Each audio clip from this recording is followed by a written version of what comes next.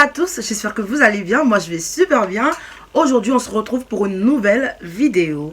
Alors on a bien commencé notre procédure Campus France, on a rempli tous les champs qu'il fallait, on a fait notre lettre de motivation, notre CV et pour certains on a déjà soumis, pour d'autres on a déjà passé l'entretien et tout.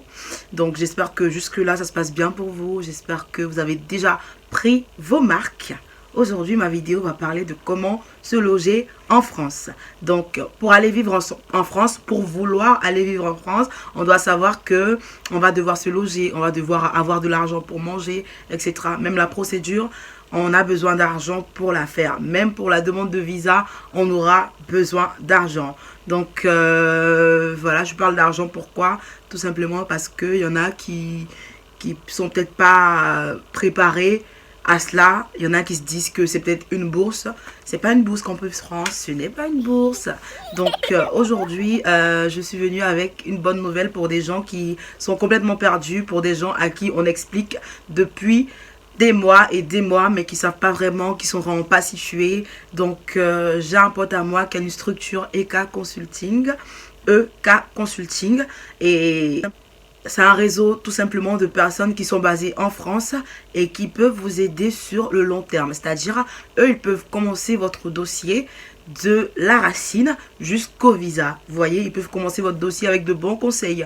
Ils peuvent même vous faire vos lettres de motivation et vous faire bosser. Genre, chez nous, on dit boileau, tout simplement. Donc, c'est vraiment une opportunité pour des personnes qui savent pas vraiment, qui sont un peu perdues, qui sont pas situées du tout, qui ne peuvent rien faire. Enfin, qui ne peuvent pas faire toute la procédure tout seul, vous voyez. Et c'est assez bien parce que c'est quand même du social. C'est quand même du social parce que leur service, ils vous les proposent à moindre coût comparément aux personnes qui vont vous aider à venir en France et tout. Ils sont vraiment en France, eux. Ils peuvent faire des recherches pour vous sur Internet. Seulement, ils ne veulent pas vous fournir des garants, ni vous fournir des papiers pour le visa. Il va falloir vous secouer un peu le coco pour ça. Donc, ils peuvent faire des recherches sur Internet par rapport à vos logements.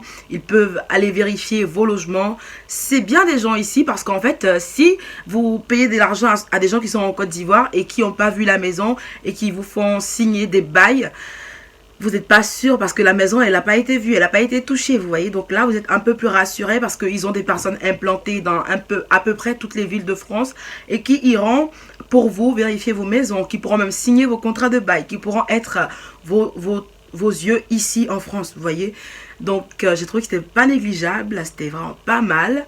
Donc, je vous en parle parce que je pense que c'est une bonne initiative, tout simplement. Et c'est fait par un Ivoirien. Donc, soutenons-nous vivants. Vous savez, dès le départ, je vous disais, par rapport à la procédure, c'est bien de personnaliser.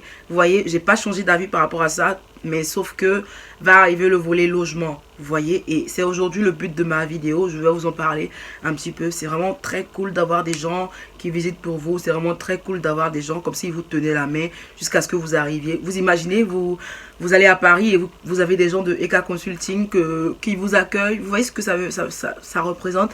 Ça change un peu de la partie très seule de l'histoire, vous voyez. On va se lancer dans notre vidéo. N'oubliez pas, je vais vous mettre en barre d'infos et en commentaire aussi le lien de EK Consulting. N'hésitez pas à jeter un coup d'œil. Alors, comment se loger en France? En France, comme dans tout autre pays du monde, il y a vraiment plusieurs moyens diversifiés de se loger. En premier, j'ai choisi se loger chez un parent. C'est en ça que dès le départ, je vous disais, choisissez les villes où vous connaissez des gens. Choisissez les villes où vous avez de la famille, des amis, vous voyez. C'est bien dans ce sens où si tu as de la famille dans une ville, tu n'as pas besoin de te fatiguer à chercher une maison, tu vois. Surtout si c'est la ville où l'université t'a choisi, c'est parfait. Donc tu te loges là-bas, peut-être pour un temps, peut-être pas pour très longtemps, mais ça peut aider de fou. Vous voyez, après, le monde est ce qu'il est, le monde évolue et plusieurs situations se présentent à nous comme des situations où on a de la famille qui ne peut pas vraiment nous loger ou bien on a de la famille qui ne peut pas vraiment nous accueillir. Vous voyez, c'est dans ce cas-là qu'on a d'autres solutions ou alternatives qui se présentent à nous. Vous avez le choix entre habiter chez un particulier, en cité universitaire ou dans un foyer. Alors, le particulier, c'est le monsieur qui a construit sa maison, comme à Abidjan, on a des immeubles, et qui met ça en location. On a des cités universitaires, c'est aussi à caractère social. C'est l'État qui met à vos dispositions des chambres étudiants. C'est un peu comme la cité Mermoz à Abidjan. C'est grave social parce que en cité universitaire, on a vraiment beaucoup d'avantages. Je vous ferai une vidéo où je vous montrerai un peu les avantages d'être en cité universitaire, aussi les inconvénients. Pareil pour tout ce qui va suivre. Voilà, donc vous pouvez aller en cité universitaire ou chez un particulier. Chez le particulier, il va falloir faire des recherches sur internet, trouver la maison, contacter le monsieur et échanger avec lui tout simplement. Vous avez aussi le choix d'aller habiter en foyer, dans un foyer étudiant ou un autre foyer, voilà. Les foyers, c'est aussi à caractère social, c'est vraiment pas très cher, mais ça vous accueille pour une durée déterminée, je pense. Et ensuite, il va falloir vous trouver une résidence universitaire, vous voyez. Et il faut savoir que les résidences, les chambres à caractère social, c'est vraiment des chambres qui sont là pour des personnes à des critères spécifiques. Si quelqu'un est affecté à Limoges, par exemple, et que ses parents sont à Paris, cette personne-là sera plus favorisée qu'une personne qui a des parents à Limoges pour avoir une chambre en résidence universitaire à Limoges. Parce que là, elle ne peut pas être chez ses parents à Paris et venir à l'université à Limoges, vous voyez.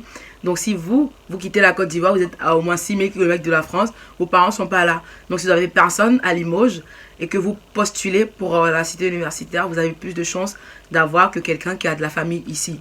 Donc c'est en ça qu'il faut vraiment se renseigner sur la chose, il faut vraiment avoir des bonnes informations sur la chose. Ce que j'aimerais rajouter, c'est que pour avoir une chambre en résidence universitaire, il faut vraiment suivre un peu une procédure, on va dire. Il faut créer un compte, je pense que vous êtes habitué si vous êtes arrivé à ce stade-là, créer un compte et tout ce qui va avec, c'est vraiment pas super difficile et ça se fait super facilement. Donc il y a aussi la colocation. Il faut savoir que vous pouvez avoir une colocation chez un particulier ou en résidence universitaire. En résidence universitaire, les colocations, eux ils fixent les prix, vous voyez, ils fixent les prix et ils peuvent vous dire pour la colocation 200 € pour une personne ou 300 € pour une personne. Contrairement aux résidences particulières où vous pouvez trouver une maison de 3 pièces à 700 € et vous pouvez trouver un ami à vous, vous pouvez payer ensemble, vous voyez, c'est en ça. Voilà, pour trouver un logement chez un particulier, il y a plusieurs chemins, donc je vais vous faire une vidéo spécifique par rapport à ça, spécifique à comment trouver une maison chez un particulier en résidence universitaire. Ça va faire l'objet d'une prochaine vidéo, sinon celle-là va être trop longue par rapport à mon objectif. La prochaine vidéo qui va venir après celle que je suis en train de tourner maintenant, ce sera une vidéo que j'ai faite en interview avec des copines à moi qui vivent en résidence universitaire et voilà, vous allez voir la suite. C'était un projet que j'avais dans mon lieu libre à la fac. Il fallait que j'essaye de détailler un peu quelles sont les conditions de vie des étudiants chez un particulier ou en résidence universitaire. Donc ça sera un peu à caractère interview. J'espère que cette vidéo vous aura plu. Ça a été vraiment assez bref. Dans cette vidéo, j'ai essayé de vous toucher pas mal de trucs. J'ai essayé de vous parler d'une structure. J'ai essayé de vous parler de comment trouver un logement en France. Comment se loger en France plutôt. J'ai essayé de vous parler aussi de qu'est-ce qu'il faut savoir tout simplement parce que jusqu'à présent, je reçois des messages comme quoi, comment on fait, est-ce que c'est payant. Campus France, c'est pas une bourse, c'est payant et c'est sérieux. De toute façon, rien n'a jamais été gratuit dans ce monde. Il faut qu'on se mette en tête pour qu'on puisse avancer sur de bonnes bases, pour qu'on puisse pas être surpris à la fin de la journée ou pour qu'on puisse pas être lésé à la fin de la journée, tout simplement. J'espère que cette vidéo vous aura plu. Si c'est le cas, je vous invite à vous abonner, à activer la cloche de notification, à laisser un commentaire. Si vous êtes déjà en France, dites-moi où vous habitez, en cité universitaire, chez un particulier. Dites-moi ce que vous pensez de tout ça.